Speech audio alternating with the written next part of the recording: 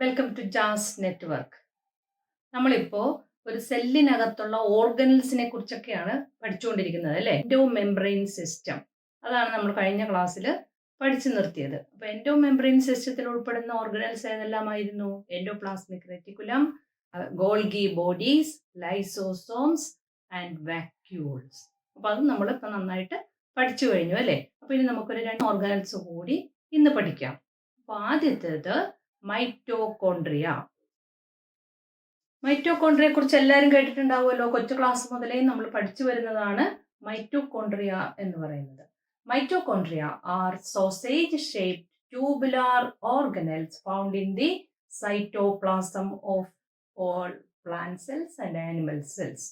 Plant സെൽസിലും animal സെൽസിലും എല്ലാം മൈറ്റോകോൺട്രിയ കാണപ്പെടുന്നു. Mitochondria sausage shaped. സോസേജ് കുറച്ചു പേരൊക്കെ കണ്ടിട്ടുണ്ടാവും അല്ലെ. സോസേജ് എന്ന് പറയുന്നത് ഒരു അല്പം വളഞ്ഞിട്ട് ഒരു ട്യൂബുലാർ സ്ട്രക്ചർ, ഇങ്ങനെ ഒരു ചെറിയ വളവുണ്ടാവും. അതാണ് സോസേജിന്റെ പ്രത്യേകത. അപ്പൊ അതിനാണ് നമ്മൾ സോസേജ് ഷേപ്ഡ് എന്ന് പറയുന്നത്. അപ്പൊ അതിന്റെ വലിപ്പം, അതിന്റെ സൈസ് പലതരത്തിലുണ്ടാവും. ഓരോ സെല്ലിലും അതിന്റെ സൈസ് വേരി ചെയ്യുന്നു. അതുപോലെ അതിന്റെ നമ്പർ പെർ സെൽ, ഒരു സെല്ലിൽ എത്ര എണ്ണം, അതുമൊക്കെ പല സെല്ലിലും പലതരത്തിലായിരിക്കും കാണുന്നത്. അപ്പൊ അതൊക്കെ വേരി ചെയ്യുന്നു, അതായത് വ്യത്യാസപ്പെട്ടുകൊണ്ടിരിക്കും എപ്പോഴും. ഇങ്ങനെ സെല്ലിനകത്ത് സോസേജ് ഷേപ്പ് ആയിട്ട് കാണുന്ന ട്യൂബുലാർ ഓർഗനൽസ് ആണ് മൈറ്റോകോൺട്രിയ എന്ന് പറയുന്നത്. ഇനി നമുക്കതിന്റെ സ്ട്രക്ചർ എങ്ങനെയാണെന്ന് നോക്കാം. ഓരോ മൈറ്റോകോൺട്രിയയെയും ബൗണ്ട് ചെയ്ത് 2 മെംബ്രെയിൻ ഉണ്ട്. Each mitochondrion. മൈറ്റോകോൺട്രിയ എന്ന് പറയുന്നത് പ്ലൂരലാണ്. അതിന്റെ സിംഗുലർ ഒറ്റയായിട്ട് നമ്മൾ പറയുമ്പോൾ മൈറ്റോകോൺട്രിയോൺ എന്ന് പറയും. അപ്പോൾ each mitochondrion is surrounded by double membrane. 2 membrane കൊണ്ട് അതിനെ പൊതിഞ്ഞിട്ടുണ്ട്.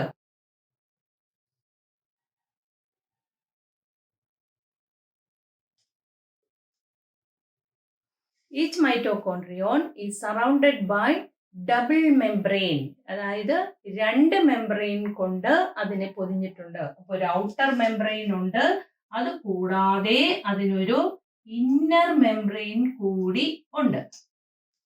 മനസ്സിലായോ? ഔട്ടർ മെംബ്രെയിൻ ഉണ്ട്, ഇന്നർ മെംബ്രെയിൻ ഉണ്ട്. ഓരോ മെംബ്രെയിനും പ്ലാസ്മ മെംബ്രെയിൻ്റെ പോലെ തന്നെയുള്ള യൂണിറ്റ് മെംബ്രെയിൻ കൊണ്ടുണ്ടാക്കിയിരിക്കുന്നതാണ്. പ്ലാസ്മ മെംബ്രെയിൻ നമ്മൾ പഠിച്ചു കഴിഞ്ഞു. Plasma membrane is made up of lipids and proteins അല്ലെ, ലിപ്പോ പ്രോട്ടീൻ. അപ്പോൾ അതുപോലെ തന്നെയുള്ള മെംബ്രെയിൻ ആണ് ഇതിനുമുള്ളത്. 2 മെംബ്രെയിൻ ഉണ്ടെന്ന് മാത്രം. ഒന്ന് ഔട്ടർ മെംബ്രെയിൻ, ഇത് outer membrane. Outer membrane, inner membrane. ഇനി ഇതിന്റെ രണ്ടിന്റെയും ഇടയിൽ ഒരു സ്പേസ് കാണാമല്ലോ. ഈ സ്പേസിനെ പെരിമൈറ്റോകോൺട്രിയൽ സ്പേസ്, പെരിമൈറ്റോകോൺട്രിയൽ സ്പേസ് എന്ന് പറയും. The space in between outer membrane and inner membrane is known as perimitochondrial space. അപ്പോൾ മൈറ്റോകോൺട്രിയക്ക് 2 മെംബ്രെയിൻ ഉണ്ട്, ഔട്ടർ മെംബ്രെയിൻ, ഇന്നർ മെംബ്രെയിൻ. അതിൻ്റെ ഇടയ്ക്ക് ഒരു സ്പേസ് ഉണ്ട്, അതിനെ പെരിമൈറ്റോകോൺട്രിയൽ സ്പേസ് എന്ന് പറയും. ക്ലിയർ ആയല്ലോ? ഇനി ഈ മൈറ്റോകോൺട്രിയയുടെ inner membrane, inner membrane has infoldings into the inner side. അതായത് the inner membrane produce certain infoldings, finger like infoldings. ഇതുപോലെ ഫിംഗർ പോലെ അകത്തോട്ട് ചില മടക്കുകൾ കാണാം ഇന്നർ മെംബ്രെയിനിൽ. അപ്പൊ ഇന്നർ മെംബ്രെയിൻ അവിടെ ആയിട്ട് ഇങ്ങനെ ഉള്ളിലേക്ക് ഒരു ഫിംഗർ പോലുള്ള പ്രൊജക്ഷൻസ് ഉണ്ടായിരിക്കും. മൈറ്റോകോൺട്രിയയുടെ inner membrane has certain infolding towards inside. കുറെ മടക്കുകൾ ഉള്ളിലോട്ട് കാണാം. ഇതിനെ ക്രിസ്റ്റേ എന്ന് പറയും. ക്രിസ്റ്റേ. അപ്പോൾ മൈറ്റോകോൺട്രിയയുടെ ഇന്നർ മെംബ്രെയിനിലുള്ള ആ മടക്കുകൾക്ക്, ഇൻഫോൾഡിങ്സിന് പറയുന്ന പേരാണ് ക്രിസ്റ്റേ. മനസ്സിലായോ? ഇനി ക്രിസ്റ്റേ ഉള്ളത് കൊണ്ട് the cristae increases the surface area of the inner membrane. നമ്മൾ നോക്കിക്കേ, ഇത് നമുക്ക് ഒരു നൂല് കൊണ്ട് ഇങ്ങനെ വെച്ച് നോക്ക്, ഇത്രയേ ഉള്ളൂ. അതേ സമയത്ത് ഇത് നമ്മൾ ഒരു നൂല് ഇങ്ങനെ വെച്ച് കഴിഞ്ഞാൽ എന്നിട്ട് ആ നൂലൊന്ന് എടുത്ത് നോക്കിക്കേ എത്ര വലുതാണെന്ന്, ഇല്ലേ? അപ്പൊ അതാണ് സർഫസ് ഏരിയ കൂടുന്നു എന്ന് പറയുന്നത്. ഇത് ഇത്രയേ ഉള്ളൂ. പക്ഷെ ഇത് നമ്മളിങ്ങനെ വളഞ്ഞ് വീണ്ടും ഇങ്ങനെ വളഞ്ഞു വരുമ്പോൾ അതിന്റെ സർഫസ് എന്ന് പറയുന്നത് ഇതെല്ലാം സർഫസ് ആയിട്ട് വരില്ലേ? അപ്പോ അതിന്റെ സർഫസ് ഏരിയ ഇൻക്രീസ് ചെയ്യുന്നു. അപ്പൊ അങ്ങനെ സർഫസ് ഏരിയ കൂട്ടുന്നതിന് വേണ്ടിയിട്ടാണ് ഇങ്ങനെ ഇൻഫോൾഡിങ്സ് ഉണ്ടായിരിക്കുന്നത്.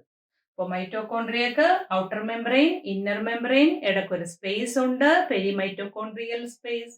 ഇന്നർ മെംബ്രെയിനില് കുറെ മടക്കുകളുണ്ട്, ഉള്ളിലോട്ട്, പുറത്തേക്കല്ല മടക്കുകളുള്ളത്, ഉള്ളിലോട്ടാണ് ഇങ്ങനെയുള്ള ഇൻഫോൾഡിങ്സ് ഉള്ളത്. ഈ ഇൻഫോൾഡിങ്സിനെ ക്രിസ്റ്റേ എന്ന് പറയും. അത്രയും ക്ലിയർ ആയല്ലോ. ഇനി ക്രിസ്റ്റേയിൽ മാത്രമല്ല ഇന്നർ മെംബ്രെയിനിൽ മുഴുവനായിട്ട് there are certain granular particles. ഇതിന്റെ ഇന്നർ മെംബ്രെയിനിലെല്ലാം തന്നെ കുറെ ഗ്രാനുലാർ പാർട്ടിക്കിൾസ് കാണാം. ഇതിലെല്ലാം അറ്റാച്ച് ചെയ്ത് കുറച്ച് ഗ്രാനുലാർ പാർട്ടിക്കിൾസ് ഉണ്ട്.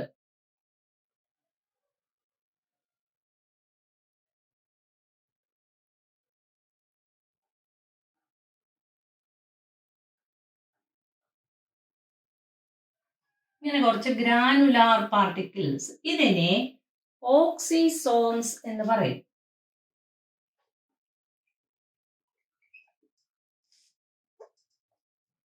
Oxysomes, the granular particles present on the inner side of the inner membrane of mitochondria is known as oxysomes. Inner മെംബ്രെയിനിൽ കാണുന്ന തരിതരിപ്പ് പോലെ കുറച്ച് ഗ്രാനുലാർ പാർട്ടിക്കിൾസ് കാണും. അതിനെയാണ് ഓക്സിസോംസ് എന്ന് പറയുന്നത്. ഓക്സിസോംസ് അല്ലെങ്കിൽ വേറൊരു പേര് കൂടി പറയും F0, F1 പാർട്ടിക്കിൾ, ഇങ്ങനെയും പറയാറുണ്ട്. F0, F1 particle. അപ്പൊ ഇത് നമ്മൾ ഇനി ഡീറ്റെയിൽ വേറെ സ്ഥലത്ത് പഠിക്കാനുണ്ട്. നമുക്കിതിനെ കുറിച്ച് വേറെ സ്ഥലത്ത് ഇനി വേറൊരു ചാപ്റ്റർ വരുമ്പോൾ അവിടെ നമ്മൾ ഇതിനെക്കുറിച്ച് ഡീറ്റെയിൽ പഠിക്കും. അപ്പോൾ ഇപ്പോൾ ഇതിനകത്തൊരു ഗ്രാനുലാർ പാർട്ടിക്കിൾസ് ഉണ്ട്, that is known as oxysomes or F0, F1 particle. മൈറ്റോകോൺട്രിയയുടെ ഇന്നർ സൈഡ് നോക്കിക്കഴിഞ്ഞാൽ there is a fluid, ഒരു സെമി ലിക്വിഡ് അതിനകത്തുണ്ട്. ഇതിനെ മാട്രിക്സ് എന്ന് പറയും. മാട്രിക്സ്. അപ്പോ മെംബ്രെയിൻ ഒക്കെ കഴിഞ്ഞ് അകത്തുള്ളതാണ് മാട്രിക്സ് എന്ന് പറയുന്നത്. Inside the matrix there is ribosomes, RNA and small rings of DNA. അതുകൂടാതെ കുറെ എൻസൈംസും ഒക്കെ ഈ മാട്രിക്സിനകത്ത് ഉണ്ട്. അപ്പൊ DNA ഉണ്ട്, സ്മോൾ റിങ്സ് ഓഫ് DNA, ചെറിയ ചെറിയ DNAയുടെ റിങ്ങുകളുണ്ട്.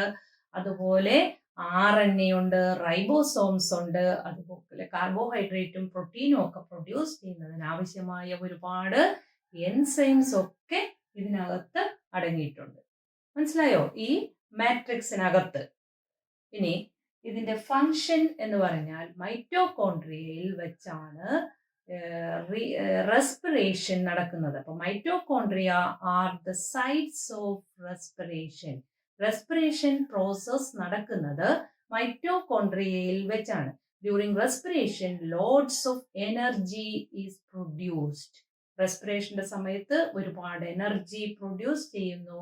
ആ എനർജി എല്ലാം സ്റ്റോർ ചെയ്തിരിക്കുന്നത് ATP എന്ന് പറയുന്ന മോളിക്യൂളിലാണ്.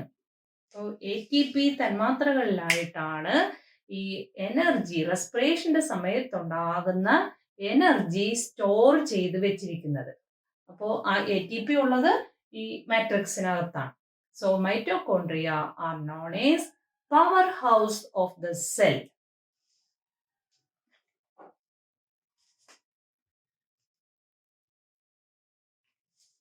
Mitochondria are known as power house of the cell. സെല്ലിലെ പവർ ഹൗസ്. നമുക്കറിയാം, നമ്മള് പവർ ഹൗസ് എന്ന് പറയുന്നത് എവിടെയാണ്? നമുക്കിവിടെ പവർ ഹൗസ് എന്ന് നമ്മൾ പറയുന്നത് എന്തിനെയാണ്? ഇലക്ട്രിസിറ്റി ഒക്കെ പ്രൊഡ്യൂസ് ചെയ്യുന്നത് അല്ലേ? അപ്പോൾ ആ എനർജി, ഇലക്ട്രിക് എനർജി നമുക്ക് പ്രൊവൈഡ് ചെയ്യുന്ന സ്ഥലമാണ് പവർ ഹൗസ് എന്ന് നമ്മൾ പറയുന്നത്. അപ്പോൾ ഇവിടെ എനർജി ഉണ്ടാക്കി എനർജി സ്റ്റോർ ചെയ്യുന്നത് ഈ മൈറ്റോകോൺട്രിയയുടെ ഉള്ളിലാണ്. റെസ്പിറേഷൻ പ്രോസസ് നടക്കുന്നത് മൈറ്റോകോൺട്രിയയിലാണ്. അവിടെ വെച്ചാണ് കുറെ എനർജി ഉണ്ടാകുന്നത്. ആ എനർജി സ്റ്റോർ ചെയ്തിരിക്കുന്നത് ഈ മൈറ്റോകോൺട്രിയയുടെ ഉള്ളിലുള്ള ATP മോളിക്യൂൾസിനകത്താണ്. So mitochondria are known as power house of the cell. Clear ആയല്ലോ? ഇമ്പോർട്ടൻ്റ് ആണ് കേട്ടോ. Power house of the cell ഏതാണെന്ന് ചോദിച്ചാൽ അത് മൈറ്റോകോൺട്രിയ ആണ്. അപ്പോൾ ഒരു സെല്ലിലെ പവർ ഹൗസ് എന്ന് പറയുന്നത് മൈറ്റോകോൺട്രിയ. ക്ലിയർ ആയോ? ഇത്രയുമാണ് മൈറ്റോകോൺട്രിയയെ കുറിച്ച് നമുക്ക് പഠിക്കാനുള്ളത്. മൈറ്റോകോൺട്രിയയുടെ ഷേപ്പ് എന്ന് പറയുന്നത് ഒരു സോസേജ് ഷേപ്പ് ആണ്, ട്യൂബുലാർ സ്ട്രക്ചർ ആണ്. And each mitochondrion is surrounded by outer membrane, inner membrane and a space known as perimitochondrial space. ഇനി മൈറ്റോകോൺട്രിയയുടെ ഇന്നർ മെംബ്രെയിന്റെ പ്രത്യേകത എന്താണ്? The inner membrane has certain infoldings, finger like infolding, വിരൽ പോലെ ഇങ്ങനെ ഉള്ളിലോട്ട് കുറെ ഇൻഫോൾഡിങ്സ് കാണാം. അതിന്റെ പേര് ക്രിസ്റ്റേ. These infoldings are known as ക്രിസ്റ്റേ. ഇനി ഈ ഇൻഫോൾഡിങ്സിലും അല്ലാതെ എല്ലാ സ്ഥലത്തും മെംബ്രെയിൻ എവിടെയൊക്കെ ഉണ്ടോ ഇന്നർ മെംബ്രെയിന്റെ ആ ഇന്നർ സർഫസിൽ മൊത്തമായിട്ട് ഒരു ഗ്രാനുലാർ പാർട്ടിക്കിൾസ് കാണും. അതിനെ ഓക്സിസോംസ് അല്ലെങ്കിൽ F0, F1 പാർട്ടിക്കിൾ എന്ന് പറയും. മൈറ്റോകോൺട്രിയയിലെ ഉള്ളിലുള്ള ലിക്വിഡിന് പറയുന്നത് മാട്രിക്സ്. മാട്രിക്സിനകത്ത് റൈബോസോം ഉണ്ട്, RNA, DNA, എൻസൈംസ് എല്ലാം മാട്രിക്സിനകത്ത് അടങ്ങിയിരിക്കുന്നു. The mitochondria are known as powerhouse of the cell because the site of respiration is mitochondria and lots of energy produced during respiration. This energy are stored in the ATP molecule present in the matrix. Clear ആയല്ലോ? അടുത്തതായിട്ട് പ്ലാസ്റ്റിഡ്സിനെ കുറിച്ച് പഠിക്കാം.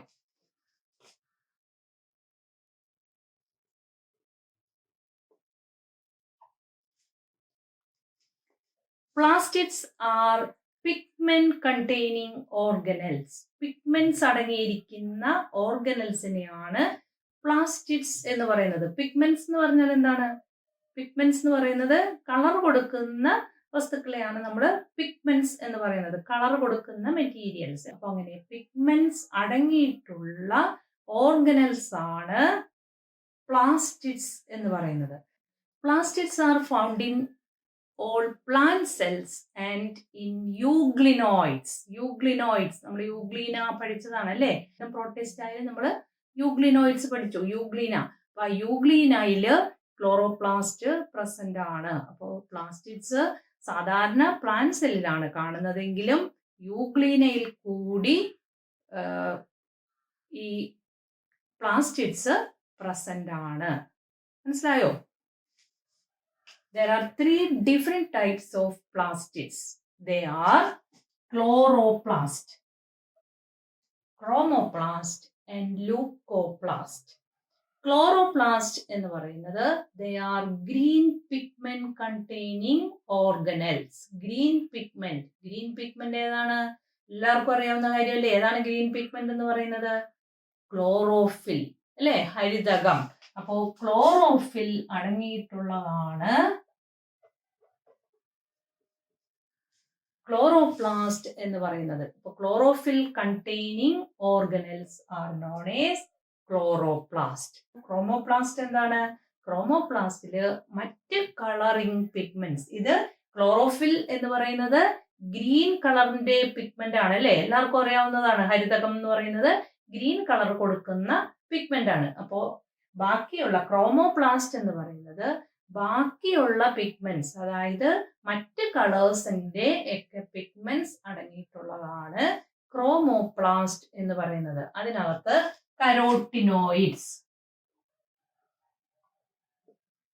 Carotenoids ഉണ്ട്, xanthophyll, carotene എന്നൊക്കെ പറയുന്ന pigments ഒക്കെ അടങ്ങിയിരിക്കുന്ന ഒരു ഓർഗനലാണ് ക്രോമോപ്ലാസ്റ്റ് എന്ന് പറയുന്നത്.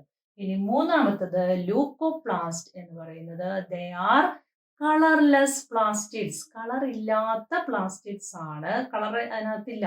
അപ്പോൾ കളർ ഇല്ലാത്ത വസ്തുക്കളാണ് അതിനകത്ത് സ്റ്റോർ ചെയ്തിരിക്കുന്നത്. ന്യൂട്രിയൻ സ്റ്റോർ ചെയ്തു വെച്ചിരിക്കുന്നു. അപ്പോൾ ന്യൂട്രിയൻ സ്റ്റോറിംഗ് പ്ലാസ്റ്റിഡ്സ് ആണ് ലൂക്കോപ്ലാസ്റ്റ് എന്ന് പറയുന്നത്. They are colourless. അതിന് കളറില്ല. കളറില്ലാത്ത പ്ലാസ്റ്റിഡ് ഏതാണ്? ലൂക്കോപ്ലാസ്റ്റ്. ലൂക്കോപ്ലാസ്റ്റിൽ അപ്പൊ ന്യൂട്രിയൻസ് ആണ് സ്റ്റോർ ചെയ്തിരിക്കുന്നത് എന്ന് പറഞ്ഞു.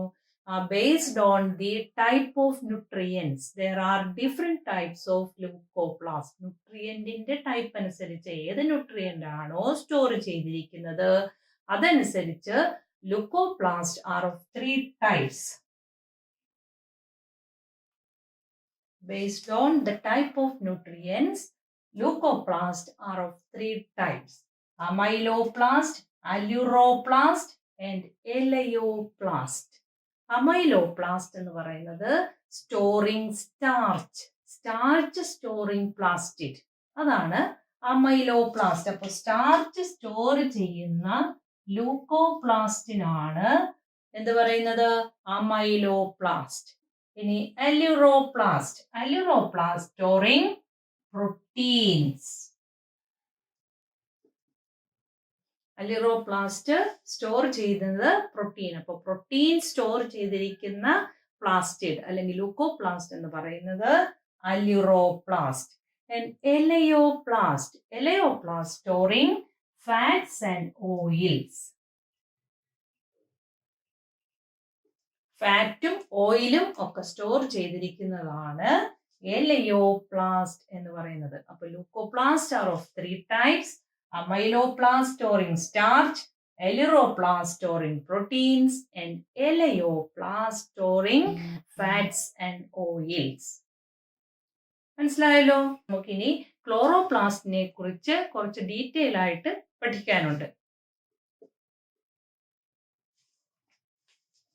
സെല്ലില്, പ്ലാന്റ് സെല്ലില് കൂടുതലായിട്ട് കാണുന്നതാണ് ക്ലോറോപ്ലാസ്റ്റ് എന്ന് പറയുന്നത്. ആ ക്ലോറോപ്ലാസ്റ്റിന്റെ ഷേപ്പ് അത് നമ്മൾ നേരത്തെ ആൽഗയൊക്കെ പഠിച്ചപ്പോൾ പറഞ്ഞതാണ്. There are different shapes. ക്ലോറോപ്ലാസ്റ്റിന് പല ഷേപ്പിലുള്ള ക്ലോറോപ്ലാസ്റ്റ് ഉണ്ട്. നമ്മൾ ക്ലോറോഫൈസിയെ ഗ്രീൻ ആൽഗയെ പഠിച്ചപ്പോൾ അവിടെ പറഞ്ഞു ഗ്രീൻ ആൽഗയെ നമ്മൾ ഐഡന്റിഫൈ ചെയ്യുന്നത് തന്നെ ക്ലോറോപ്ലാസ്റ്റിന്റെ ഷേപ്പ് നോക്കിയിട്ടാണ്, അല്ലേ? അവിടെ നമ്മൾ പഠിച്ചതാണ് ribbon shaped and spirally coiled in Spirogyra, cup shaped in Chlamydomonas, star shaped in Zygnema. ഇങ്ങനെ ഡിഫറെന്റ് ഷേപ്പിലാണ് അവിടെ കാണുന്നത്, അല്ലേ? അപ്പൊ ആ ഷേപ്പ് നോക്കിയിട്ടാണ് നമ്മൾ ആ ആൽഗകളെ ഐഡന്റിഫൈ ചെയ്തിരുന്നത്. അപ്പൊ അതുപോലെ പ്ലാന്റ് സെല്ലില് ഒരുപാട് തരത്തിലുള്ള, ഒരുപാട് ഷേപ്പിലുള്ള ക്ലോറോപ്ലാസ്റ്റ് നമുക്ക് കാണാൻ കഴിയും. അപ്പൊ അങ്ങനെ ഡിഫറെന്റ് ഷേപ്പിലുള്ളതുകൊണ്ട് ഇനി അതിന്റെ സൈസ് നോക്കിയാൽ സൈസും വേരി ഇൻ സെൽസ്. അപ്പോൾ സൈസും also vary, the size also vary, അതും വേരി ചെയ്യുന്നു, വ്യത്യാസപ്പെട്ടുകൊണ്ടിരിക്കുന്നു. ഇനി അതിന്റെ നമ്പറോ, ഓരോ സെല്ലിലുമുള്ള അതിന്റെ എണ്ണം അതും വ്യത്യാസപ്പെട്ടിരിക്കും. ഒരു സെല്ലിലുള്ളത് പോലെ ആയിരിക്കില്ല വേറൊരു സെല്ലിലുള്ളത്. മനസ്സിലായോ? അപ്പോൾ സെല്ലില് അതും ഓരോ സെല്ലിലും അതും വ്യത്യാസപ്പെട്ടിരിക്കുന്നു. ക്ലോറോപ്ലാസ്റ്റിന്റെ എണ്ണം, സൈസ്, ഷേപ്പ് ഇതെല്ലാം വേരി ചെയ്തിരിക്കും. ഇനി ക്ലോറോപ്ലാസ്റ്റിന്റെ സ്ട്രക്ചർ.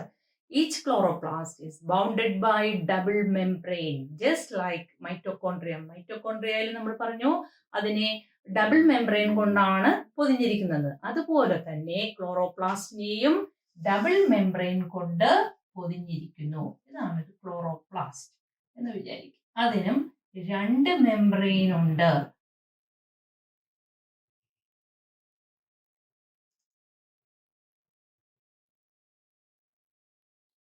ഏതൊക്കെയാണ്? Inner membrane, outer membrane. ക്ലോറോപ്ലാസ്റ്റിനെയും ബൗണ്ട് ചെയ്ത് 2 മെംബ്രെയിൻ ഉണ്ട്. ഓരോ മെംബ്രെയിനും similar to plasma membrane. Plasma മെംബ്രെയിൻ്റെ പോലെ തന്നെ ലിപ്പോപ്രോട്ടീൻ കൊണ്ട് ഉണ്ടാക്കിയിട്ടുള്ള 2 മെംബ്രെയിൻ ഉണ്ട്. Outer membrane, inner membrane, and there is a space in between these membranes known as periplastidial space.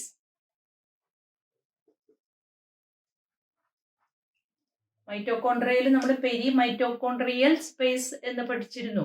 അപ്പൊ ഇവിടെ പെരിപ്ലാസ്റ്റിഡിയൽ സ്പേസ്.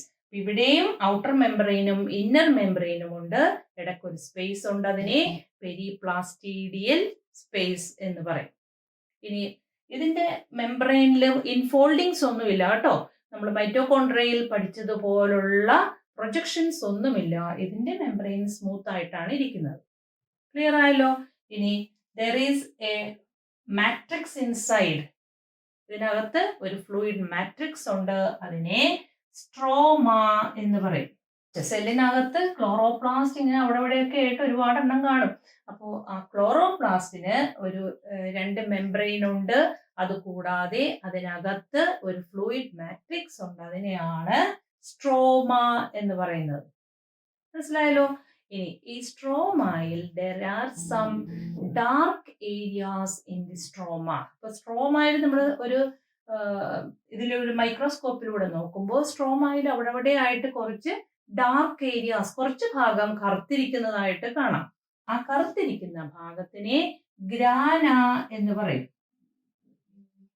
അപ്പോൾ കുറച്ചുകൂടി നല്ല സ്ട്രോങ് ആയിട്ടുള്ള പവർ കൂടിയിട്ടുള്ള മൈക്രോസ്കോപ്പിലൂടെ നോക്കിയപ്പോ there are certain coin-like structures arranged in these dark areas. അപ്പൊ ഒരു ഡാർക്ക് ഏരിയ നമ്മൾ കണ്ടു. ഇതിനകത്ത് കുറെ ഡാർക്ക് ഏരിയാസ് കണ്ടു. ആ ഡാർക്ക് ഏരിയാസിനെയാണ് ഗ്രാന എന്ന് പറഞ്ഞത്. അപ്പോ മൈക്രോസ്കോപ്പ്, സ്ട്രോങ് മൈക്രോസ്കോപ്പിലൂടെ, ഒരു ഹെവി മൈക്രോസ്കോപ്പിലൂടെ നോക്കിക്കഴിഞ്ഞപ്പോ ആ ഡാർക്ക് ഏരിയ അത് ഡാർക്കായിട്ട് കാണാനുള്ള കാരണം there are certain coin-like structures. Coin പോലെ, നമ്മുടെ നാണയമില്ലേ, അതുപോലത്തെ കുറെ സ്ട്രക്ചേഴ്സ് ഇങ്ങനെ അറേഞ്ച് ചെയ്തിരിക്കുന്നു. One above the other like pile of coin. Coin പോലെ, ഒരു കോയിൻ എങ്ങനെയാണോ അടുക്കി വെക്കുന്നത്, നിങ്ങൾ 1 രൂപ കോയിൻ ഇങ്ങനെ ഒന്നിന് പുറകെ പുറത്ത് ഇങ്ങനെ കയറ്റി വെച്ചാൽ എങ്ങനെ ഇരിക്കും, അതുപോലെ കുറെ കോയിൻ ലൈക്ക് സ്ട്രക്ചേഴ്സ് ഇങ്ങനെ ഒന്നിനു പുറത്തൊന്നായി അടുക്കി വെച്ചിരിക്കുന്നു. മനസ്സിലായോ? അത് ഒരു സ്ഥലത്തല്ല, കുറേ സ്ഥലങ്ങളിൽ അങ്ങനെ ഉണ്ട്. അപ്പൊ ആ സ്ഥലങ്ങളാണ് ഡാർക്ക് ആയിട്ട് കണ്ടത്.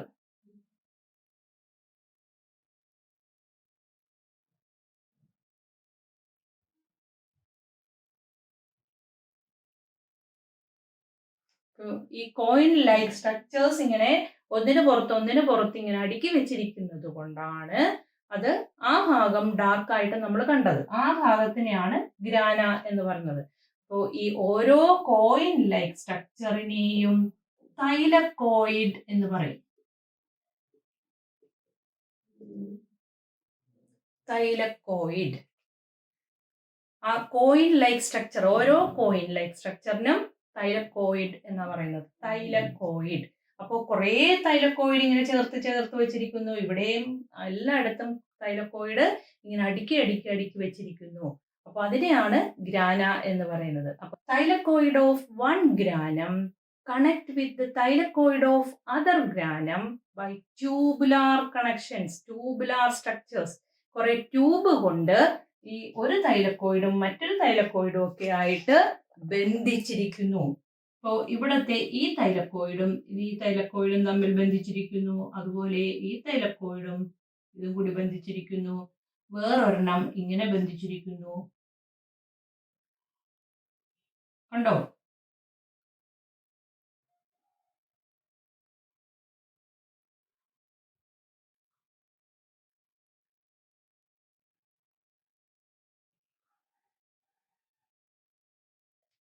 ഇങ്ങനെ തൈലക്കോയിഡുകൾ തമ്മിൽ അങ്ങോട്ടും ഇങ്ങോട്ടുമൊക്കെ ഒരു ഗ്രാനയിലുള്ള തൈലക്കോയിഡും വേറൊരു ഗ്രാനയിലുള്ള തൈലക്കോയിഡും ഒക്കെ ആയിട്ട് അങ്ങോട്ടും ഇങ്ങോട്ടും ഒക്കെ ട്യൂബുലാർ കണക്ഷൻസ് ഉണ്ട്. ഇതിനെ സ്ട്രോമ ലമല്ലേ എന്ന് പറയും. സ്ട്രോമ ലമല്ലേ. ഈ ട്യൂബുലാർ കണക്ഷൻസിനാണ് സ്ട്രോമ ലമല്ലേ എന്ന് പറയുന്നത്. സ്ട്രോമ എന്താണ്? ഇതിനകത്തുള്ള ഈ മാട്രിക്സിനാണ് സ്ട്രോമ എന്ന് പറയുന്നത്. മനസ്സിലായോ? ഈ ട്യൂബുലാർ കണക്ഷൻസിനാണ് സ്ട്രോമ ലമല്ലേ എന്ന് പറയുന്നത്. തൈലക്കോയിഡ് എന്ന് പറയുന്നത് ഈ കോയിൻ ലൈക്ക് സ്ട്രക്ചർ അല്ലെങ്കിൽ ഒരു പ്ലേറ്റ് ഒന്നിന്റെ പുറത്ത് അടുക്കി വെച്ചിരിക്കുന്നത് പോലെ. അപ്പോൾ അങ്ങനെ ആ കോയിൻ ലൈക്ക് സ്ട്രക്ചർ അല്ലെങ്കിൽ പ്ലേറ്റ് ലൈക്ക് സ്ട്രക്ചറിനാണ് നമ്മൾ തൈലക്കോയിഡ് എന്ന് പറയുന്നത്. ഈ തൈലക്കോയിഡ് നമ്മൾ എടുത്താൽ അതിനും ഒരു മെംബ്രെയിൻ കൊണ്ട് അതിനെയും പൊതിഞ്ഞിട്ടുണ്ട്. മനസ്സിലായോ? അപ്പോൾ ഇതൊരു ഓർഗനലാണ്. അതിന്റെ ഉള്ളില് വേറൊരു മെംബ്രെയിൻ ബൗണ്ട് സ്ട്രക്ചർ, അതിനും ഇങ്ങനെ ഒരു മെംബ്രെയിൻ കൊണ്ട് പൊതിഞ്ഞിട്ടുള്ള ഒരു സ്ട്രക്ചർ ആണുള്ളത്.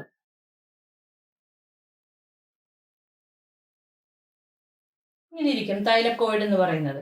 അപ്പോൾ ഈ തൈലക്കോയിഡിനും ഒരു മെംബ്രെയിൻ കൊണ്ട് പൊതിഞ്ഞിട്ടുണ്ട്. അപ്പൊ അതിൻ്റെ ഉള്ളില് ഒരു സ്പേസ് ഉണ്ട് അല്ലേ. ഇതാണ് തൈലക്കോയിഡിന്റെ സ്ട്രക്ചർ എന്ന് പറയുന്നത്. തൈലക്കോയിഡിന് ഒരു മെംബ്രെയിൻ, അതിൻ്റെ ഉള്ളിൽ ഒരു സ്പേസ്. ഇനി ഈ തൈലക്കോയിഡിനെ ഈ മെംബ്രെയിനകത്താണ് പിഗ്മെന്റ്സ് എല്ലാം അടങ്ങിയിരിക്കുന്നത്. നമ്മൾ പറഞ്ഞു ക്ലോറോഫിൽ പിഗ്മെന്റ്. ഈ chlorophyll pigments are located in the ഈ തൈലക്കോയിഡ് മെംബ്രെയിൻ. ആ തൈലക്കോയിഡ് മെംബ്രെയിനിലാണ് പിഗ്മെന്റ്സ് എല്ലാം, ക്ലോറോഫിൽ പിഗ്മെന്റ്സ് കാണപ്പെടുന്നത്. അപ്പോൾ ക്ലോറോപ്ലാസ്റ്റിനകത്ത് കാണുന്നു എന്ന് നമ്മൾ ചെറിയ ക്ലാസ് മുതലേ പഠിക്കുന്നതാണ്. ക്ലോറോപ്ലാസ്റ്റിനകത്ത് കാണുന്നു. അപ്പൊ ക്ലോറോപ്ലാസ്റ്റിന്റെ സ്ട്രക്ചർ ഇപ്പോൾ നമ്മൾ പഠിച്ചു കഴിഞ്ഞു. അപ്പോൾ ക്ലോറോപ്ലാസ്റ്റിൽ എവിടെയാണ് ക്ലോറോഫിൽ കാണുന്നത്? തൈലക്കോയിഡിന്റെ മെംബ്രെയിനിൽ അല്ലെങ്കിൽ തൈലക്കോയിഡിനകത്താണ് ക്ലോറോഫിൽ അടങ്ങിയിരിക്കുന്നത്. മനസ്സിലായോ? സ്ട്രക്ചർ മനസ്സിലായല്ലോ. ഇമ്പോർട്ടന്റ് ആണ്. ഇന്ന് പഠിപ്പിച്ച 2 ഓർഗനലും മൈറ്റോകോൺട്രിയയും ക്ലോറോപ്ലാസ്റ്റും ഇമ്പോർട്ടന്റ് ആയിട്ടുള്ളതാണ്. അപ്പൊ ഇതിന്റെ സ്ട്രക്ചർ നിങ്ങൾ നന്നായിട്ട് പഠിക്കണം. കാരണം ഇതിന് നമ്മൾ വേറെ സ്ഥലത്തൊക്കെ ഇതിന്റെ സ്ട്രക്ചർ നമുക്ക് വേണ്ടി വരും. അപ്പോൾ നിങ്ങൾ ഇത് നന്നായിട്ട് പഠിച്ചിരിക്കണം. അപ്പോൾ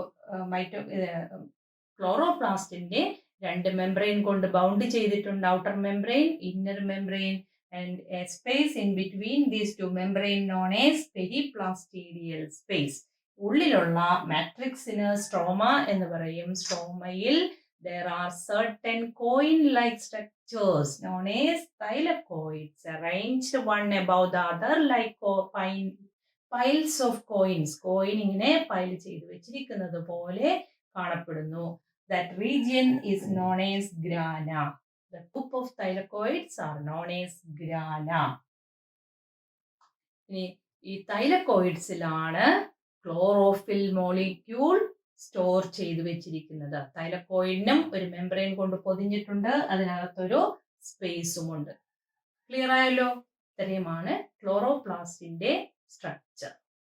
അപ്പോൾ ഇന്ന് നമ്മൾ 2 ഓർഗനൽ പഠിച്ചു, മൈറ്റോകോൺട്രിയ ആൻഡ് ക്ലോറോപ്ലാസ്റ്റ്. പ്ലാസ്റ്റിഡ് നമ്മൾ പഠിച്ചു. പ്ലാസ്റ്റിഡ് അതിൽ 3 ടൈപ്പ് ഉണ്ട്. അതിൽ ക്ലോറോപ്ലാസ്റ്റ്, ക്രോമോപ്ലാസ്റ്റ്, ലൂക്കോപ്ലാസ്റ്റ്. ക്ലോറോപ്ലാസ്റ്റിന്റെ സ്ട്രക്ചർ ഇമ്പോർട്ടന്റ് ആയിട്ട് പഠിക്കണം. ലൂക്കോപ്ലാസ്റ്റിലെ ആ 3 അതിന്റെ 3 ഡിവിഷൻ നമ്മൾ ലൂക്കോപ്ലാസ്റ്റിൽ പഠിച്ചു. അതും ഇമ്പോർട്ടന്റ് ആണ് കേട്ടോ. അപ്പോൾ അതൊക്കെ നിങ്ങൾ നന്നായിട്ട് പഠിക്കണം. ഒരുപാട് ടേംസ് നമ്മൾ ഇതിനകത്ത് വരുന്നുണ്ട്. എല്ലാ ടേംസും നിങ്ങൾ വായിച്ച് പഠിക്കണം. എഴുതിയൊക്കെ പഠിക്കണം. സ്പെല്ലിംഗ് സഹിതം പഠിക്കണം. അപ്പോൾ ഇന്നത്തെ ക്ലാസ് ഞാനിവിടെ നിർത്തുകയാണ്. ഇനി നമുക്ക് ഓർഗനൽസ് വരെയും ഉണ്ട്. അത് നമുക്ക് അടുത്ത ക്ലാസ്സിൽ പഠിക്കാം. അപ്പോൾ ക്ലാസ് നിങ്ങൾക്ക് നന്നായി മനസ്സിലായി കാണും എന്ന് വിചാരിക്കുന്നു. ചാനൽ ഇതുവരെ സബ്സ്ക്രൈബ് ചെയ്യാത്തവരുണ്ടെങ്കിൽ സബ്സ്ക്രൈബ് ചെയ്യണം. അത് നിങ്ങളുടെ കൂട്ടുകാർക്കൊക്കെ ഷെയർ ചെയ്ത് കൊടുക്കുകയും വേണം. Thank you.